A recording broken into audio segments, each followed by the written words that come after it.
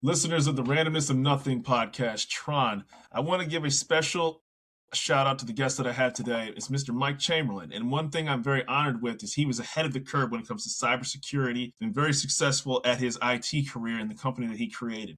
This is going to be a very special episode because we ultimately are all affected by this digital transformation and there's no going back. Thank you very much for being on the show. Thank you, Rashad. It's a pleasure to be here. Looking forward to discuss cybersecurity with you and a little bit of my story, how I got where I'm at, and see what we can learn. I always find it funny because, people, at the beginning looked at movies like, that really good Will Smith movie, Enemy of the State. And you're like, oh, this really can't happen. Information really can't flow that freely. And here we are in 2026 and you start watching the movie like, well, dang, Yeah, it blows your mind. It seems to be getting worse and worse over time. Things were bad, and the attackers are always improving their weapons, improving their techniques, and anytime we do something to prevent attacks, then there's new tools and new techniques, and right. And now with AI, it seems to be there's no stopping as to what's possible for attackers. It's actually AI and LLMs is making it even harder to secure system now. And just because of all the value LLMs and AI is bringing, everybody's rushing to implement them. So we're seeing all kinds of very interesting things in that space. So your company IntegSec, and I always find it funny when people are ahead of the curve of what's the norm, right? So, when people are first putting out, CDs when, what is this? Or when people first, or perfect examples like Netflix. When Netflix came out, you're like, I'm not going to order a DVD by mail. And then all of a sudden it became the norm, right? So you're in IT when it's not the forefront of regular everyday lives. What were those early days like when you first got into IT? Yeah, for me, it was just a passion. I started really young. When I was in school, actually, elementary school is really when I developed that passion for computers. Yeah. When I was in elementary school in Canada, they had 86. Actually, that was in high school. In the elementary school, they had Apple II computer. And had this nice. And they had this Logo Writer programming language. Not sure if you're familiar with that. You had a little turtle, and you move the turtle around and change the info and whatnot. So that's really where I really got hooked on moving that turtle around. When I started writing code, this was for me. Beautiful. So I grew up pretty poor. So my family, we didn't have our own computers, but friends and whatnot, they had Commodores and they had like basic computers. Right. Anytime I found myself at somebody's house, they liked playing video games. We had the Ninja games back then on floppies and whatnot. Yeah. I would just like to sit at the command line and figure out what I can do with that computer. And that was always my passion. In high school, it got a little bit more involved. The screen now had 16 color instead of 4. And again, I had a class. We got some programming. I was actually fortunate enough to have an advanced math class in high school. Awesome. And we're able to use that with the programming class to create like very primitive 3D games. Yeah. So that's really where I got the bite for computers. And when I was, I think, 14 or 15, I got my first own computer. Yeah. It was a 46 DX250 and with a 2400 baud modem. And that's really where the real passion for cybersecurity started. I started, using bulletin board system, dialing up to the internet. The internet was different back then. You had to dial up and PPP and all the text-based protocol, Gopher, and back then there was no such thing really as hacking. People would push systems to their limits and make things do what they shouldn't. And I love learning about that. I learning about programming language like C++ and assembly and write video games. Beautiful. Linux was also around that time came about.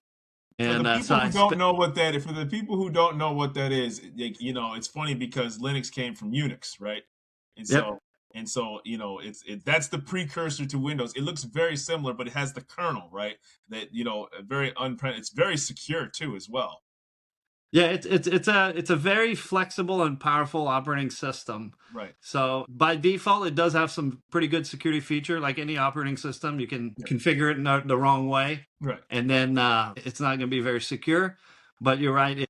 It has a lot of built-in security tools. We also use it a lot in our penetration testing Yes. just because it's so powerful and Yes. flexible. But yeah, back then I even created my own Linux distribution that was for penetration testing. That Yes. was back in the days you would have to create all the different floppies to install it. You download it over your Yeah. modem. It would take forever.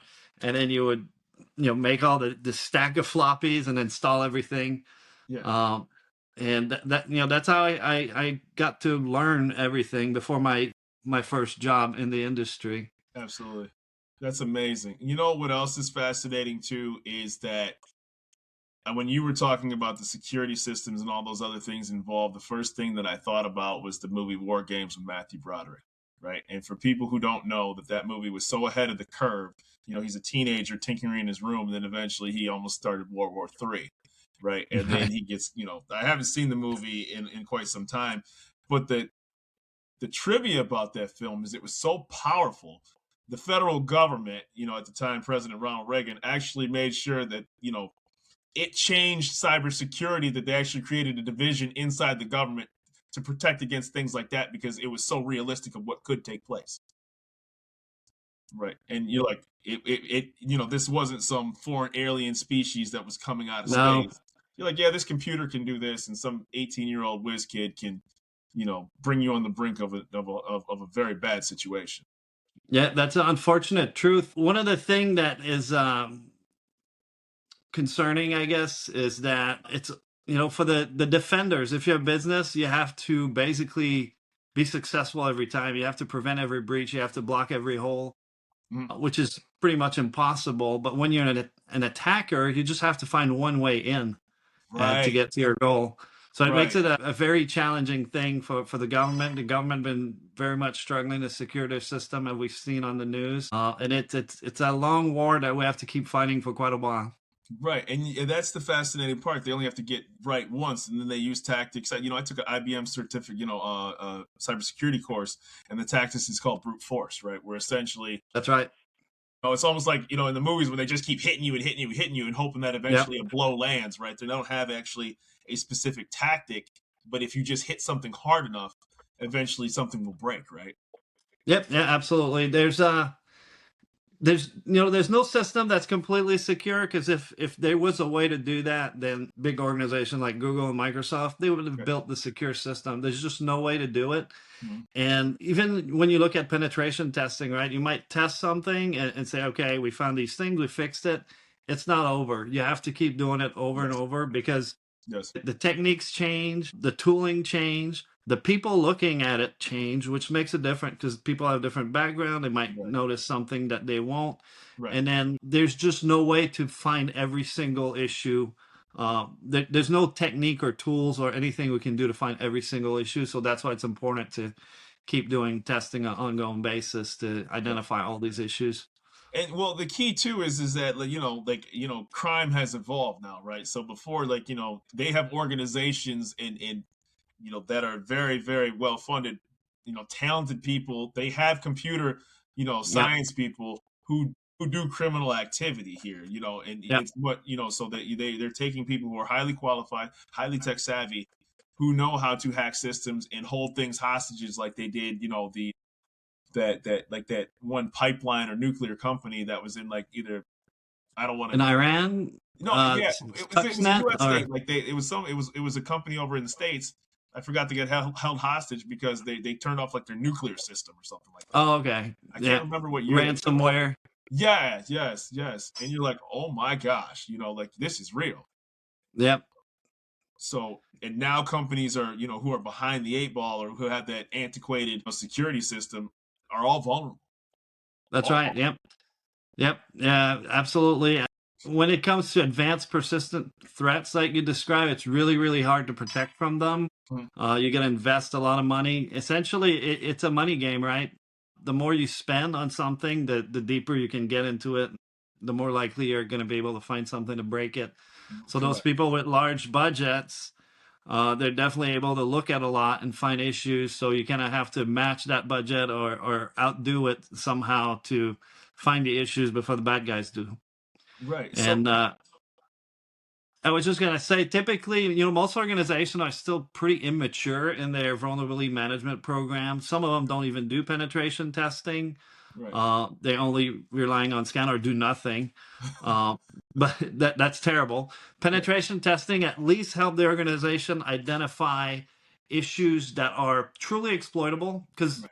most businesses are dealing with an avalanche of vulnerabilities and they don't know, what should I tackle? I have 1,000 things that are broke. The pen test really helps you laser focus on what is important to your business, because everything is confirm exploitable. It's not just a theory. It Right. is exploitable. There's an example on how, and it's also prioritized on the level of damage it can do to your business. But for the advanced persistent threat, you got to take it even further than that. You have to have a mature pen test program, and you also have to be doing adversary simulation and red teaming. And that's where we can actually emulate those groups with more advanced technique. And you only would consider that once you already have a pretty mature security program, test it out and fine tune it, essentially. Isn't it amazing that you actually have to pretend that you can break into your own system, right? Like, and that's asked some tough questions about your security, your system, because now with so much digital information, the lawsuits and the potential liabilities of a company is very high. And this is Yeah, hitting the absolutely. largest of firms and companies, and they can pay, they don't want to pay the fine. It could obliterate a small business. Absolutely. Yep.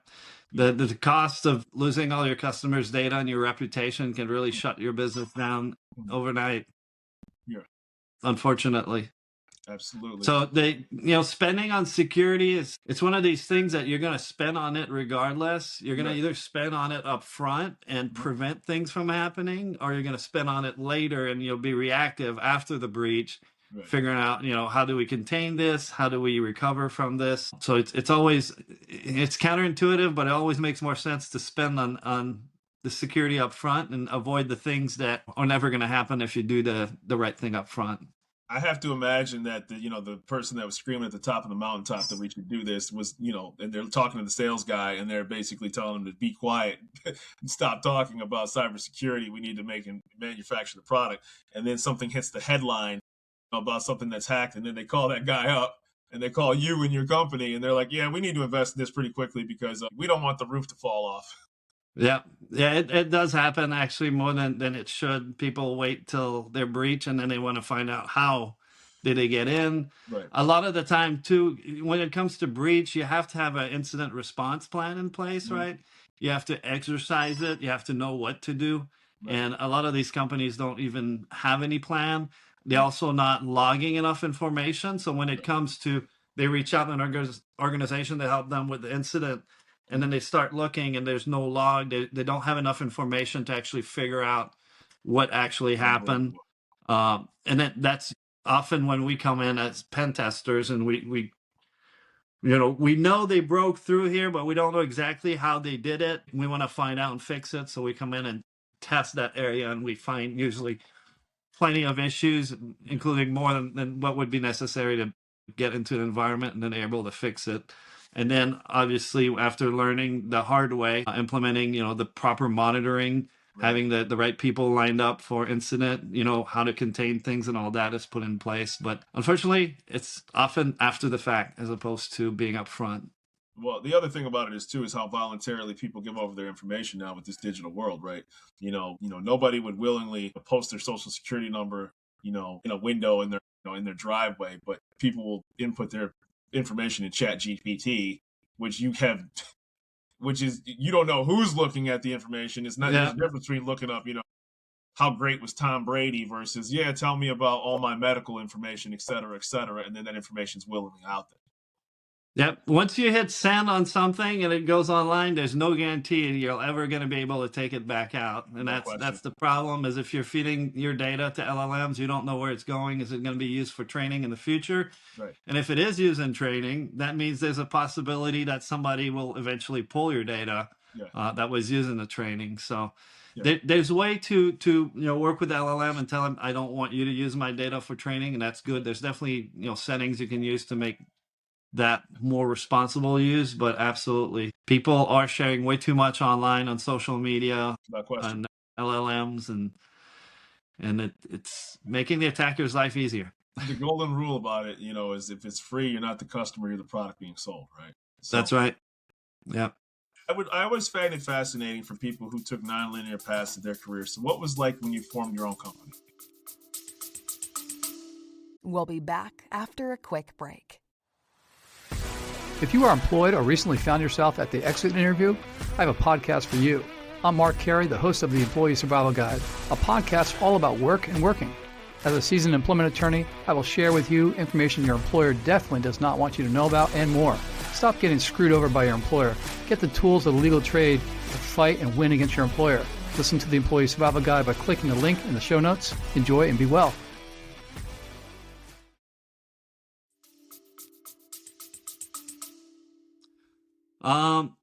It's been a wild ride because you have to wear so many hats. My background has been very technical. I was part of startup, like I was the third employee at a company called EPS Financial, and we launched a whole business in a summer essentially. I think the investment was about 3 million. We were able to turn it into a 17 million revenue in the first year. Yeah, it was awesome. Great experience. Building data center, building the software, building the team and everything. It was a great experience and a learning experience. Now, I forgot your original question. It just was like, well, my first question was, what was it like being an early adopter? And then it was just starting your own business. So that was more than a sufficient enough answer. So yeah, starting my own business was, I've learned a lot over the years. I know I love building teams. I love building programs. What's been new to me and what I've been learning a lot about is marketing, the marketing side of things. So that's been a very different things that I'm not an expert in. So that's been very nice to learn about. I'm also not an accounting expert, and I'm getting much better at learning accounting now. We have a CPA, but it's still very important to know the numbers and how things are doing. So learning a lot in that area. And, you have to wear multiple hats and, do whatever needs to get done to get the business continue moving. So it's been a very rewarding and also challenging experience. And we're still a startup, so it's still a lot of work to do to continue growing our business. I think the important, where do you service your clients? Like, can you service anybody? Obviously, we're digital, right? So where is your primary base, and what size of customer do you typically service? Yeah, so we can really service any countries that the U.S. is allowed to do business with. Fantastic. Majority is the U.S. by far, and a few Canadian company, and once in a while we got a company from outside these two regions. And what's the second part? No, I just was curious. I said, hey, who do you typically service and what size of business is it? Right? Oh, yeah, the size of business. Yeah. So there's different markets in the pen test world. The smaller business, they like the compliance pen test, smaller pen test that they use for their, either SOC 2 compliance, ISO compliance, or other compliance, PCI compliance. And that tends to be the smaller organization. And larger organization are looking for pen test as a service, more of an ongoing support and testing. When, the larger organization has a lot of things to test. So when it comes to pen testing, right, there's many different types of tests and there's different sizes. There's web application pen tests where you test the application and the API. There's network pen tests, and even within that, there's different types. There's external network where you test from the internet, internal network where you test on the inside in Active Directory or in the cloud. There's mobile application pen tests because they're very different. Yeah, mobile applications are very different than a web application when it comes to testing for security. So there's different tests for that, and there's cloud tests. There's even hard and things like that. What's that? Like React Native and things like that. So you have to go inside those deep dive things. Yeah, absolutely. That's on all the application pen tests is when we look at application. We test both on the server and the client side. There's some things that we have to look on the server side, some things on the client side. Yeah.